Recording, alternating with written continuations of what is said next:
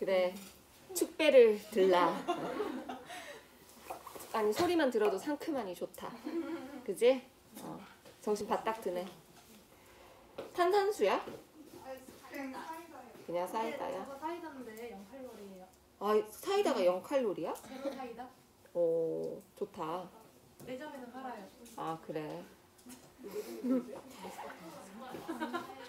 1,000원. 그래, 1,000원짜리. 자, 이제 근대 문화 수용하겠습니다. 오늘은 우리가 지난 시간까지는 이제 경제적 구국운동이라고 해서 청일 간의 상권 침탈 경쟁을 시기별로 나눠서 청과 특히 주도국이었던 일본과 청의 대립 구도 이런 부분에 대해서 이제 공부를 했고, 거기에 대응해서 우리나라 사람들이 구국운동을 경제적인 부분에서 우리나라를 이제 지키기 위해서 어떻게 노력을 했는지 그런 내용들을 이제 쭉 한번 살펴봤는데, 오늘은 이제 마지막으로 근대 문화의 수용 과정에 대해서 한번 쭉 살펴보겠습니다. 먼저는요, 전반적으로 근대 시설 한번 쭉 살펴볼 거고요. 그 다음에 이제 신문을 먼저 맨 마지막에 하자. 근대 시설 수용 쭉 한번 살펴보고, 교육 부분도 한번 살펴보고, 그 다음에 이제 신문 한번 쭉 보고, 그리고 그 밖에 뭐 국학 연구랄지 문학이나 예술 부분, 종교 부분 이런 식으로 쭉 한번 가보도록 하겠습니다. 좀 복습하면서 여기서부터 다시 해도 되겠죠? 그리고 나서 구도책 한번 쭉 살필게요. 자, 근대 시설 여러분들 프린트물로 몇 페이지입니까? 57페이지. 거기를 보고 이제 같이 가보도록 하겠습니다. 한 80년대부터 1880년대부터 조선의 이제 전신이랄지 그리고 전화, 뭐 전등, 전차, 철도, 소위 말하는 이제 근대 시설들이 이제 들어오기 시작을 합니다. 도입되기 시작을 합니다. 그래서 한번 이게 이제 어떤 식으로 어떻게 들어왔는지를 한번 살펴본다라고 그렇게 가볍게 우리 생각합시다. 제가 꼭 알아둬야 할 뭐 연도랄지 팩트가 있다라고 하면 그 설명을 하는 과정에서 한 번 더 언급을 할게요. 알겠죠?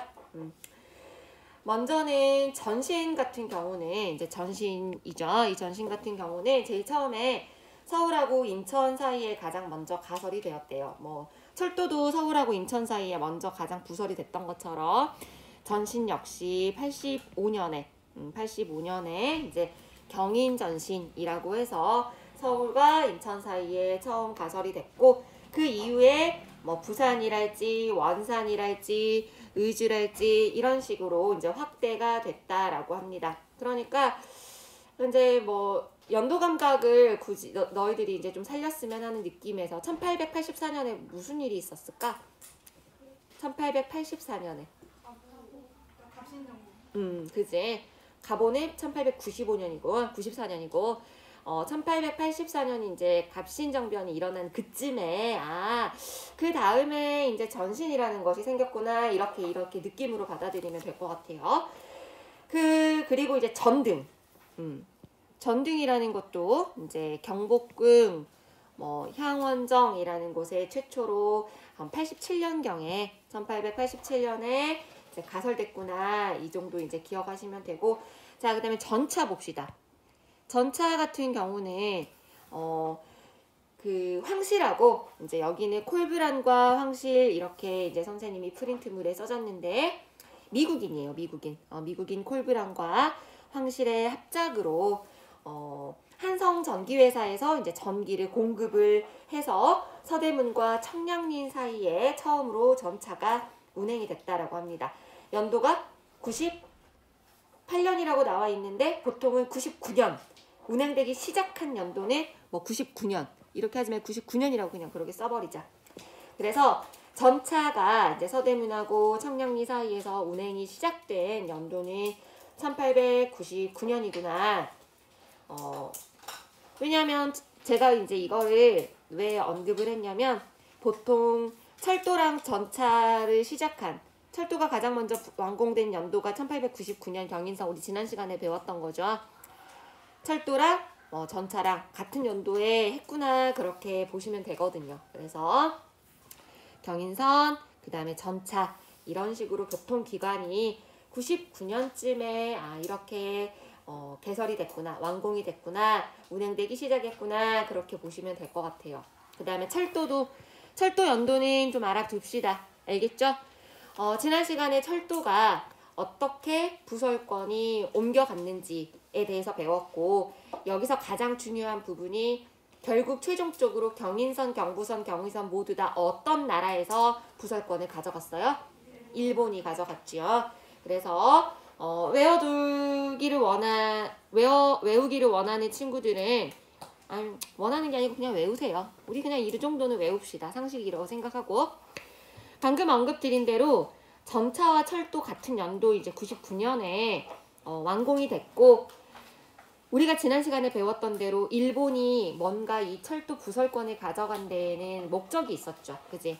만주지방으로의 그런 침략을 위해서 그 방향 자체가 만주지방을 향하고 있었다. 그렇게 우리가 이제 이야기를 했었는데, 러일 전쟁이었던 1904년에 집중적으로 부설이 됐었거든요. 만들어졌거든요. 그래서 그 다음에인 1905년, 1906년에 차례대로 경부선, 경의선이 이렇게 완공이 됐다.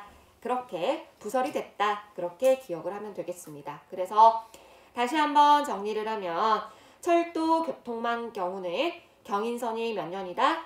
99년. 그리고 그 이후에 경부선이 1905년, 경의선이 1906년 이렇게 차례대로 부설이 됐구나.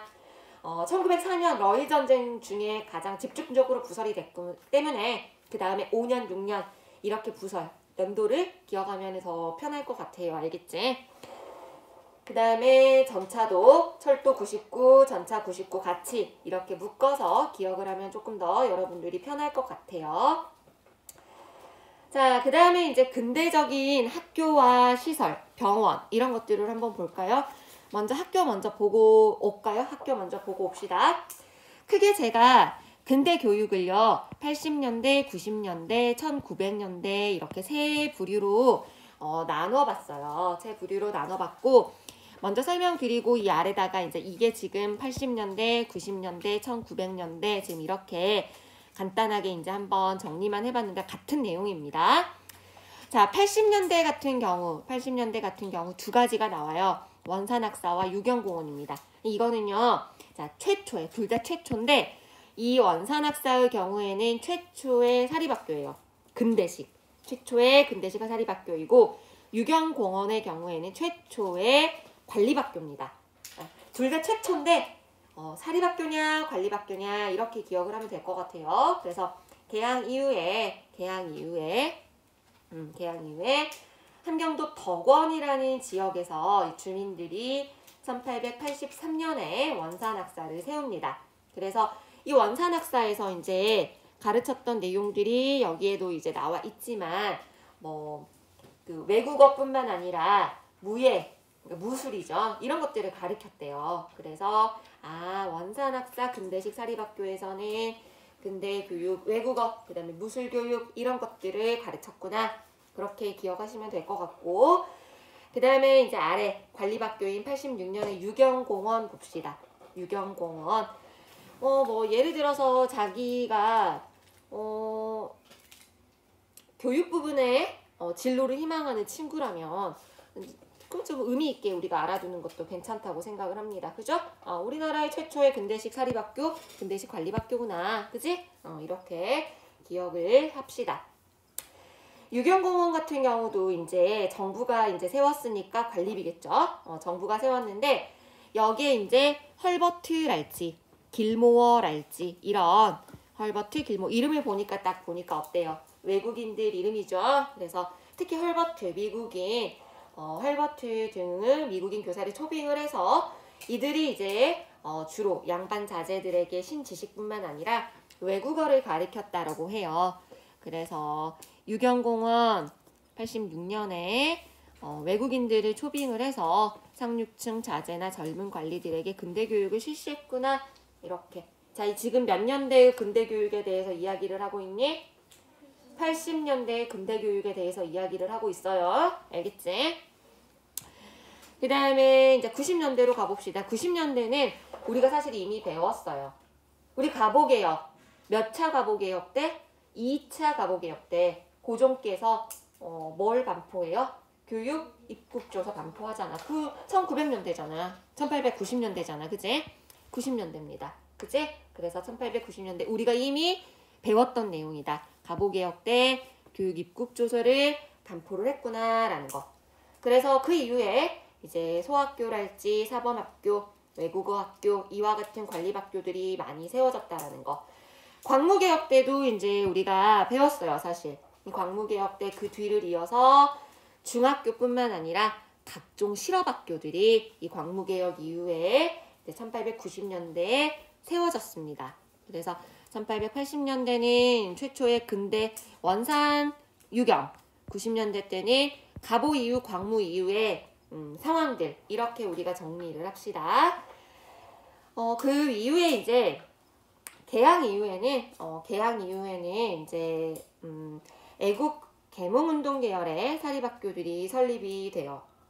특히 이제 이때 사립학교들이 개신교 계열과 애국 계몽운동 계열 이렇게 두 개가 있었구나. 이런 식으로 우리가 기억을 하면 좋을 것 같습니다. 그래서 똑같은 말이기는 하지만 그래도 좀 단어들만 한번 우리가 보자라는 취지에서 제가 한번 이렇게 표로 한번 그려봤어요. 다른 반에서 수업하면서 이제 그린 건데 시작할 때 83년과 86년에 80년대 때 뭐랑 원산학사, 유경공원 두 가지 우리가 기억을 하시고 그리고 90년대 때는 교육 입국조서 반포했고 소학교, 사범학교 등이 설립이 됐다라는 거. 그리고 이제 1900년대로 오면서 각종 사립학교가 설립이 됐는데 크게 개신교 계열과 애국 계몽운동 계열에서 사립학교를 설립을 했다더라. 그렇게 우리가 개항 이후에 근대적인 학교에 대해서 정리를 하시면 될 것 같아요.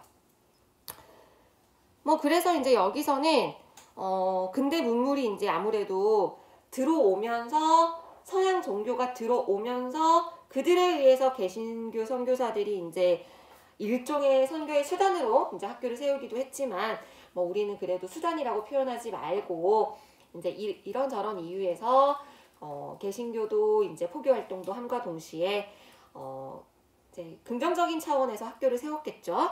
그래서 아펜젤러가 배제학당을 그리고 언더우드가 경신학교를 그리고 스크램터가 이화학당을 이런 식으로 학교를 세웠고 그 이후에 이제 을사늑약 이후에는 국권 수호를 위해서 신교육의 보급이 이제 필요하다라고 느꼈기 때문에 우리가 배운 대로 학회, 지역별로 학회가 세워졌고 또 사립학교도 세워졌고 그래서 거의 이제 1907년, 9년 사이에 한 2,000개 정도의 사립학교가 세워졌다라고 해요.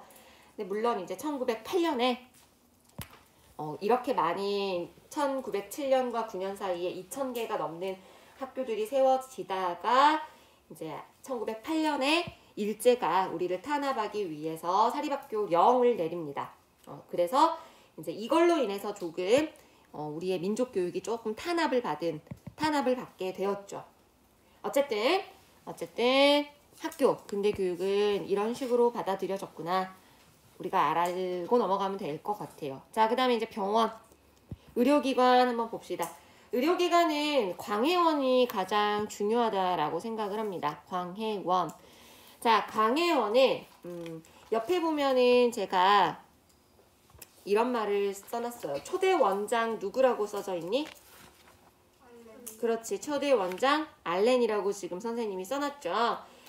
이제 개항 이후에 교육 부분에서도 방금 전에 언급을 드렸지만 개신교가 이제 들어오게 되면서 선교사들이 들어오면서 병원이 설립이 되는데 그때 갑신정변 때 민영익이 이제 부상을 입었어요. 근데 이 부상을 입었던 민영익을 알렌이라는 인물이 치료를 해줘요. 그래서 이것이 이제 계기가 돼서 알렌이 이제 초대 원장으로 정부가 병원을 설립을 하는데 그 병원이 바로 광해원입니다. 물론 바로 그 다음 달에 다음 달에 재중원이라는 이름이 바뀌기는 해요. 이게 광해원, 괄호치고 재중원, 우리가 이렇게 알아두면 돼요. 광해원, 뭐 재중원. 초대 원장인 알렌. 그 다음에 알렌의 이야기를 알았으니까 갑신정변 다음인 언제? 85년에 병원이 설립됐구나. 우리가 그렇게 기억하면 돼요. 괜히 내가 갑신정변 이야기 해준 거 아니야. 연도 같은 거 외울 때 참고하라고 이야기 해준 거야. 뭐 광해원이라는 이름 자체도요. 뜻이 한자를 좀 풀이를 해보면 넓을 광, 그 다음에 은혜 해 할 때 해입니다. 그래서 널리 은혜를 베푼다. 나의 목숨이 왜 이렇게 지지직거리지? 얘 진정해. 얘야. 인공지능 이거 안 돼? 더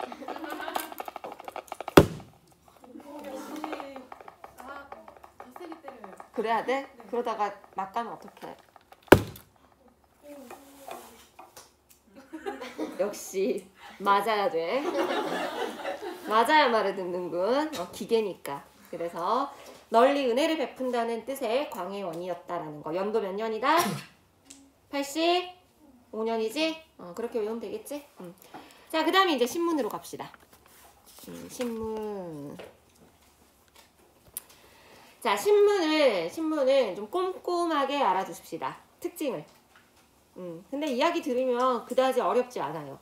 이야기를 한번 우리가 쭉 이야기를 들으면 어렵지 않으니까 부담스럽게 생각하지 마세요. 자, 첫 번째 한성 순보 주보. 이름만 들어도 같잖아. 그냥 이거야. 수는 열 순자야, 얘들아. 10일에 한 번씩 신문을 내다가 이게 이제 주보로 바뀐 거예요. 7일에 한 번씩으로. 알겠지? 그래서 최초의 방문국에서 이제 발행한 관보, 한성 순보, 한성 주보인데 이 사이에 봐봐, 연도 봐봐, 딱 84년이잖아. 느낌 오죠? 갑신정변 때 기계가 부셔졌어요. 그래서 한동안 발행을 못 하다가 86년부터 다시 발행하기 시작한 거야. 알겠지? 그래서 그렇게 이거 연도까지는 알아둘 필요 없어요. 그냥 이것만. 이거 최초의 관보구나. 한성 순보, 한성 주보, 관보구나. 그 정도. 알겠지? 그래서 우리나라 최초의 근대 신문을 1883년 정부의 관보로 만들어진 한성 순보입니다. 그런데 이제 방금 말씀드린 것처럼 또 뭐가 문제가 생겼어? 아니 점점 더 어두워져. 인공지능 문제 좀 해결해봐. 왜 화면이 어두워지는 거야, 무섭게? 빨리 끝내야겠다. 빨리빨리 수업해야겠어. 빛의 속도로 내가 랩을 한번 해볼게. 자, 그 유튜브 볼 때 빠르게도 되지만 느리게도 되니? 네. 그래. 느리게 보는 친구는 없을 거야. 아마 빠르게 보는 친구는 있어도. 빨리 말해도 되겠네, 뭐 그럼. 자, 한성순보는 방금 말한 것처럼 우리나라 최초의 신문인데 갑신정변 때 불탔단 말이야. 방문국이 불타가지고 발행이 잠시 중지된 거고, 초반에는 가장 처음 발행을 했을 때는 순한문으로 발행을 했다라고 합니다. 국민을 계몽시키고 자주정신을 일깨우고 뭐 이런 등등등 여러 가지 이제 이유가 있겠지만 거의 정부의 개화 이런 것들을 개화 정책을 이제 홍보하려는 목적으로 내가 이제 깨알같이 이렇게 써놓긴 했는데 정부의 개화 정책에 홍보하려는 목적으로 이런 신문을 발행했다라고 해요. 그러니까 관보잖아. 정부에서 나라에서 발행한 신문이라는 거지. 알겠지? 그래서 국민을 계몽하고 자주정신을 일깨우기 위해서 이런 신문이 있었다. 그 다음에 두 번째는 독립신문입니다. 독립신문은 너무 유명하잖아. 우리 이미 배워서 너무나 자세히 알고 있죠? 잘 알고 있죠? 우리가 배웠던 그 독립협회에서 이제 사실은 독립신문이 먼저 만들어지고 독립협회가 만들어졌죠. 우리가 그 정도는 독립협회 배울 때 이야기를 해서 알고 있을 거예요. 이 독립신문은 근대적인 일간지고 가장 중요한 특징이 이거죠. 한글판과 영문판. 한글판과 영문판이 같이 순한글, 영문판이 발행이 됐다라는 거. 근데 이 독립신문도요, 사실은 정부 지원을 받아서 이제 편찬된 신문이다. 그렇게 보시면 됩니다. 그 다음에 황성신문. 그리고 그 아래 이름이 뭐니? 제국신문. 이거 쌍둥이처럼 자, 여기 옆에다가 내가 뭐라고 썼냐면 독자층이라고 썼어요. 독자층. 왜 내가 이렇게 썼냐면 야, 연도가 똑같아. 98년도에 1910년 같은 기간에 활동했던 신문이야. 그런데 이 신문들의 특징이 독자층이 달라요. 그것만 기억하면 이 신문들의 특징이 나머지는 그냥 암기하지 않아도 자동적으로 이해가 돼. 자, 황성신문을 누가 거의 주된 독자층이었냐면 유생들이었어. 그런데 이 제국신문은 주된 독자층이 일반 서민들이나 부녀자층이었어요. 야, 그럼 생각해봐. 유생들이 한자로 된 신문 읽겠니? 한글로 된 신문 읽겠니? 유생. 한자겠지. 그렇지만 서민들이나 부녀자층의 입장에서는 뭐가 더 친숙하겠니? 한글. 그래, 그거야. 외울 필요 없지? 독자층만 기억하면 됩니다. 그래서 황성신문은 유생층들이 대상이다 보니까 국한문 혼용돼서 발행이 됐다. 혼용체로 발행이 됐다. 그렇게 기억을 하시고, 서민이나 부녀자를 대상으로 한 이 제국신문 같은 경우는 순 한글로 발행을 합니다. 왜냐하면 특히나 이 제국신문은 뭐 한글의 중요성일 뿐만 아니라 지식 전달, 그리고 신교육, 실업의 중요성 이런 것들을 이제 어떻게 보면은 강조, 뭐 홍보하기 위해서 이제 발행이 됐기 때문에 순 한글로 발행이 됐다라는 게 특징이고, 그 다음에 이 황성신문은 여러 번 언급이 됐어요. 여러분들이 이제 기억을 하실지 모르겠지만 일산의학 이후에 장지연이 뭘 게재했어요? 신려 방성대국을 게재했다라는 바로 그 신문입니다. 이해됐죠? 그래서 황성신문과 제국신문은 묶어서 98년부터 1910년, 그러니까 일제강점기 한일병합 당하기 직전까지 발행됐던 신문이잖아. 그지? 그래서 쌍둥이 같이 독자층이 다르다라는 이런 특징을 딱 기억을 하시면 나머지 팩트들을 뭐 굳이 막 달달달달 암기하지 않아도 자동적으로 너희들이 이제 기억할 수 있을 거예요. 알겠지? 그 다음에 대한매일신보, 이것도 중요해. 그러니까 신문은 그러니까 사실은 다 중요해.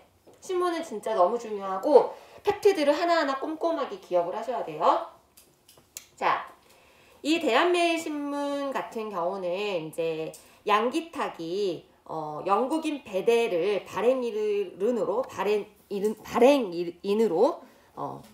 발음이 갑자기 안 된다. 베델 누구라고? 영국인 베델이라는 인물을 발행인으로 이제 초빙을 해서 창간한 신문이에요. 대한매일신문. 그래서 그때 당시 일본이 이제 영국하고 동맹 관계에 있었기 때문에 베델이 영국인이었기 때문에 이제 어떻게 보면은 이렇게 다른 신문들에 비해서 탄압하기 조금 어려운 특징을 갖고 있었어요. 우리 입장에서는 좋았죠. 그래서 베델이라는 인물이 영국인이었고, 이분이 이제 내가 알기로는 한 37세? 37세경에 돌아가셨는데, 죽을 때 이런 말을 했대요. 나는 죽지만 대한매일신보는 영원히 살려서 한국 동포를 구하시오. 뭐 이런 유언을 남겼다라고 해요. 그러니까 우리 입장에서는 정말 의인이죠, 의인. 실제로 이분의 그 유해가 지금도 영국이 아니고 지금 서울에 그 양화진 외국인 묘지에 안장이 되어 있다라고 합니다. 그러니까 우리 입장에서는 외국인이지만 존경할 만한 의인으로 우리가 기억할 만한 인물이라고 생각을 해요. 그래서 베델. 이 대한매일신문이 이제 한 업적들이 많은데 그 중에서도 항일의병운동 같은 항일의병 이런 거에 호의적인 기사도 실었고, 또 황무지 개강권 요구 반대 운동에 대해서도 앞장섰고, 가장 중요한 게 이거죠. 국채보상운동 할 때 언급을 했지만 이 국채보상운동을 앞장섰던 그 신문이기도 합니다. 그래서 초기에는 이 신문이 이제 순한글로 발행을 하다가 국문 1907년 이후부터 국문, 영문, 국학문 세 종류로 발행을 했고, 특히 우리가 이제 알고 있는 신채호, 박은식 이런 인물들이 이 대한매일신보에 애국적인 그런 논설을 실어서 항일 의식을 이제 고취시켰기 때문에 그 당시에도 상당한 인기를 끌었고, 외국인 일본인들 입장에서는 이제 골칫거리였겠죠. 그래서 대한매일신보 너무 중요하니까 꼭 기억을 합시다. 자, 그 다음에 그래, 국학연구로 갑시다.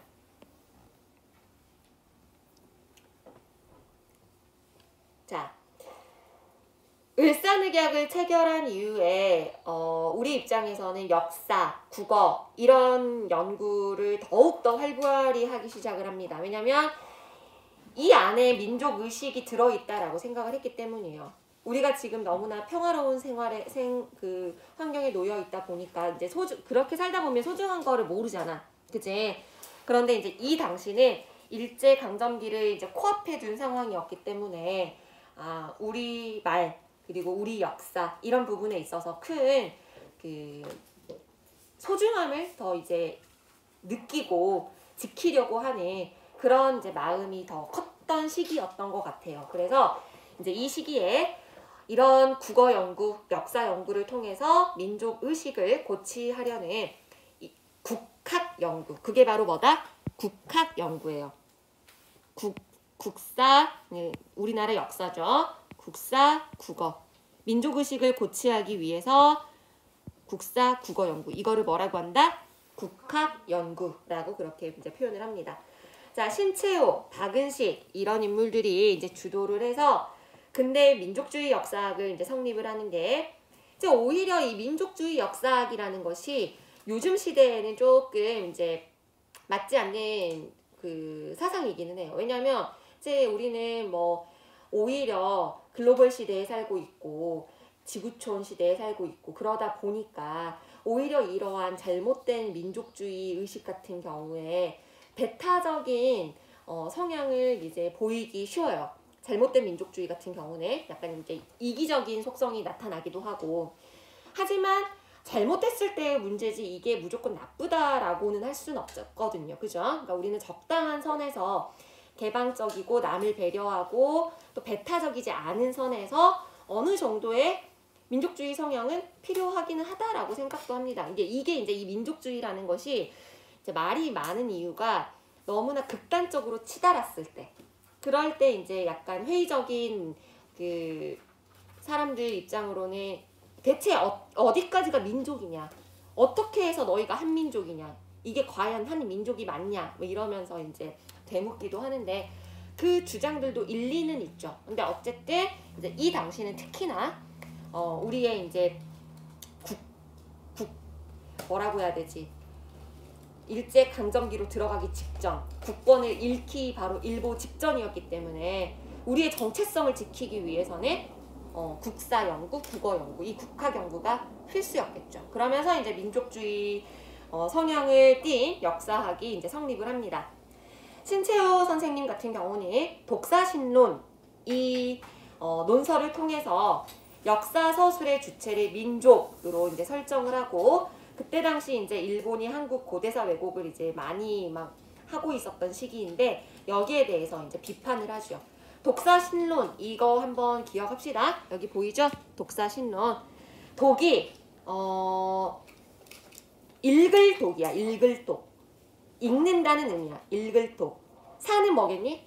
역사할 때 사겠지. 그러니까 역사를 읽는데 새로울 신이야. 그러니까 역사를 읽는데 새롭게 우리가 읽으면서 주장한다라는 거죠. 논설을 하겠다. 내가 역사를 새롭게 읽고 논설을 해보겠다라는 그런 의미를 가진 그 주장이에요. 어떻게 보면 논설문이에요. 그러니까 역사 서술의 주체를 민족으로 설정을 하면서 일본이 그때 당시에 하도 우리의 고대사를 왜곡하니까 여기에 대해서 이제 민족주의 역사학의 연구 방향을 제시한 거라고 보시면 돼요. 그래서 이 시기 때 이제 뭐 을지문덕전, 뭐 이순신전, 강감찬전 이런 우리나라의 위인전들도 이제 출간이 됐고 그 밖에 다른 나라의 그 흥망사, 그러니까 월남망국사, 이태리 건국 삼걸전 이런 다른 나라의 흥망사들도 이제 글로 남김으로써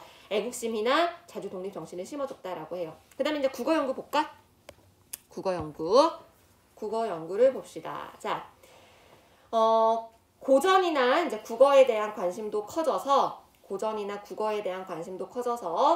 뭐 최남선, 박은식 이런 인물들은 이제 문예의 세경향 이쪽 가서도 이제 얘기를 하겠지만 여기에 이제 몇 개씩이죠. 같이 언급이 되긴 하지만 조선광문회라는 단체를 조직을 합니다. 빛나는 조선의 뭐 문헌을 출판하는 단체 뭐 이런 뜻이에요. 조선 광문회.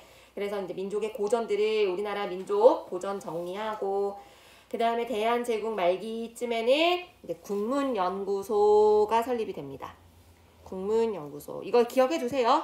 왜냐하면 이제 다음에 일제강점기 가서 조선어 학회까지 이제 따로 한번 쭉 제가 정리해 드릴 건데 그때 다시 한번 이 국문연구소 시작해서 이제 언급할 겁니다. 그래서 국문연구소 설립됐다라는 거. 나중에 조선어 학회의 모체가 된 단체입니다. 그리고 이 국문연구소의 위원장이 여러분들이 이제 한 번쯤은 들어보셨을 법한 주시경 이 인물이 국어문법 이거를 저수를 해서 국문연구의 새로운 장을 열었다. 그렇게 보시면 되고 그 다음에 이제 문예의 세경왕 또 볼까요? 문학예술 한번 가볍게 흘려 들으세요. 이 부분을. 20세기 초가 되면서 이제 신체시가 등장을 합니다. 신체시라는 거는 새로운 신, 체라는 거는 뭘까? 문체, 뭐 그걸 문체할 때 체예요. 문체. 새로운 문체의 시다. 뭐 이러면 되겠지. 신체시. 알겠지? 그래서 신체시로 너무나 너희들이 잘하는 거죠. 신체시로 최남선의 무슨 작품? 해에게서 소년에게. 이게 대표적인 신체시였어요. 그 다음에 소설로는 이인직의 뭐 혈의 누 거기 써져 있잖아요. 그치? 그 다음에 이해조의 자유종 안국선의 금수회의록 이거 뭔지 알지? 배웠죠? 그 시간에 배웠을 거예요. 그치? 까마귀 막 그 다음에 뭐 나오니 막 동물 개구리도 나오고 호랑이도 나오고 막 그러잖아. 8마리 나오잖아. 그래서 얘네들이 모여가지고 이제 회의하잖아. 그지? 그래서 얘네들이 뭐 이제 나와서 이야기를 하는 건데 사실은 그때 당시에 이제 인간사회 풍자하는 뭐 그런 글이었죠. 그래서 순 한글로 쓴 신소설들도 이때 등장했다라는 거. 그 다음에 음악 분야 봅시다. 음악 분야에서는 뭐 권악가, 뭐 독립가 이런 창가들이 유행을 했대요. 창가들. 창가라는 것이 서양식 악곡에 맞춰서 부르는 이런 것들을 이제 창가라고 하는데 이런 창가들이 이제 애창이 됐고 연극 부분에서는 자 미안하지만 이거 연도는 이거는 알아두자. 원각사 이게 우리나라 최초의 서양식 극장이에요. 우리나라 최초의 서양식 극장을 원각사라고 하는데 연도까지 알아둬야 돼 얘들아. 연도까지 상식이에요. 상식. 1908년에 우리나라에서 최초의 서양식 극장이 세워지는데 여기서 이제 그 공연된 작품이 무대에 올랐던 작품이 은세계, 뭐 치악산 이런 게 있어요. 뭐 은세계는 창작 판소리, 창극이었고 치악산은 뭐 계모 이야기를 다룬 그런 작품이었다라고 합니다. 신소설 작품이었대요. 자, 여기서는 뭐 기억해라? 연각사 몇 년이다? 1908년이다. 자, 그 다음에 이제 종교 갑시다. 거의 다 끝나갑니다. 자, 개항 이후에 이제 서양의 종교 사상 빠르게 들어옵니다. 특히 천도교. 천도교는, 천도교 하기 전에 뭐 천주교 이야기 먼저 좀 간단하게 해볼까요? 천도교가 나왔으니까. 천주교 같은 경우는 알다시피 박해받다가 프랑스, 기억하시죠?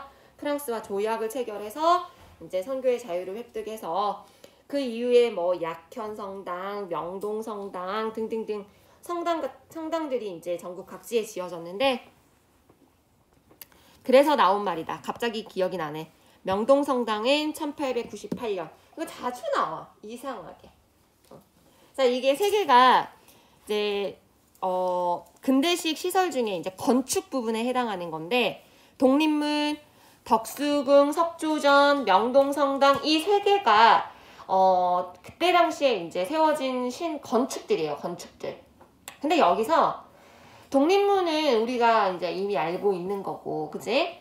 그 다음에 덕수궁, 석조정 같은 경우도 딱 일제강점 들어가는 그 시점에 이제 만들어진 건데, 이상하게 이 세 개 중에서 이 명동성당의 연도까지를 알아두기를 묻는 문제들이 여기저기 이제 한국사 문제들에서 좀 즐겨 나와요.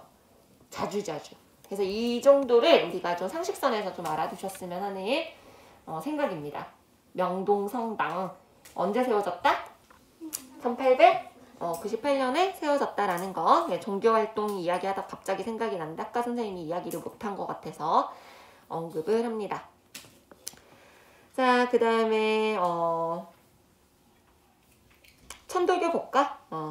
동학 같은 경우는 이제 우리나라 농민들을 이제 기반으로 만든 종교죠. 어떻게 보면 민족 종교, 뭐 민중 종교 이런 건데, 그때 당시 이제 동학 농민운동이 이제 실패로 끝나면서 조금 위축되다가 이제 이게 이제 후에 1905년에 손병희가 이 동학을 천도교로 개편합니다.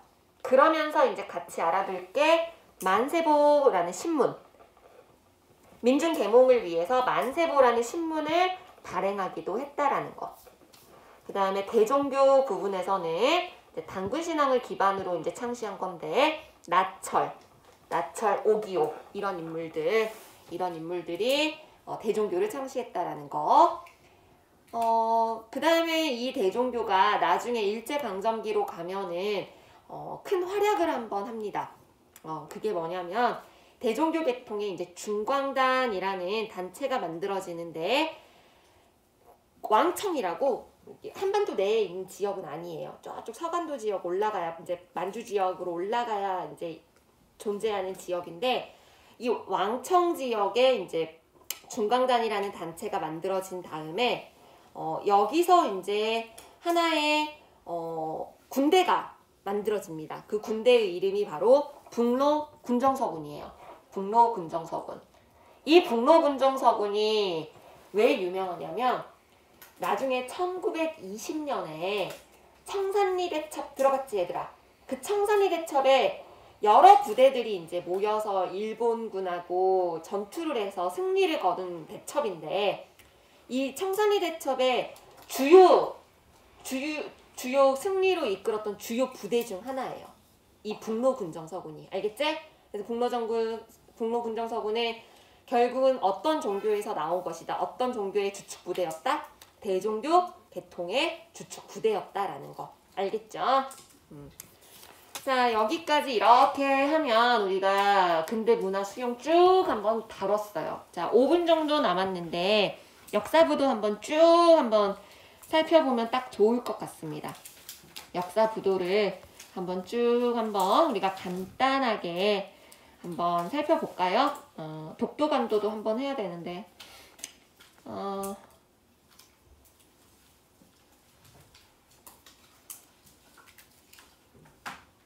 그래, 그러면 몇 분? 5분? 할 수 있겠지? 해보자.